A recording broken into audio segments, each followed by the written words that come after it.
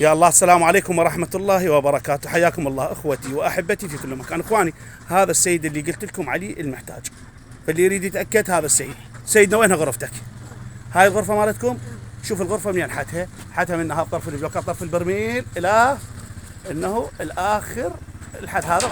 هاي تقريبا 5 امتار او 6 امتار، عرضها 3.5. وقلت لكم المجاري من جواها. شوف المجاري من جواها، المجاري يعني الحمام بذيك الصفحة وهي قاعدة ويا اهلها بغرفة هاي. فاخوان، هاي علوية وداعتكم والله، هاي علوية.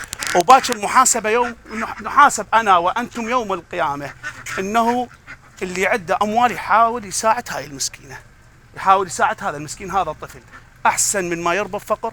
خلي نسوي له بيت حتى الله سبحانه وتعالى يساعدنا يوم القيامة ويغفر ذنوبنا. شوفوا اخواني، هاي المجاري مارة منها، شوفوها المجاري هاي مارة منها وطالعة المجاري العامة، يعني جوا غرفتها اذا نزلت الصبة بيهم يعني السادة بنص النجاسة. واسال من الله سبحانه وتعالى ان يحفظكم جميعا وان ييسر عليكم. وانا عززت الفيديو وقلت لكم يا بهذا الفيديو، واريد مساعدتكم، اريد مساعدتكم لهذا المسكين، لا اكثر ولا اقل.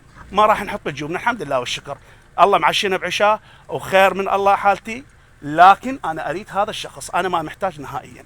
اللي يقدر يساعده لا يقصر وياه. هذا بيته ترى السيد، وهاي المجاري جواه. يلا، وانا اشكركم.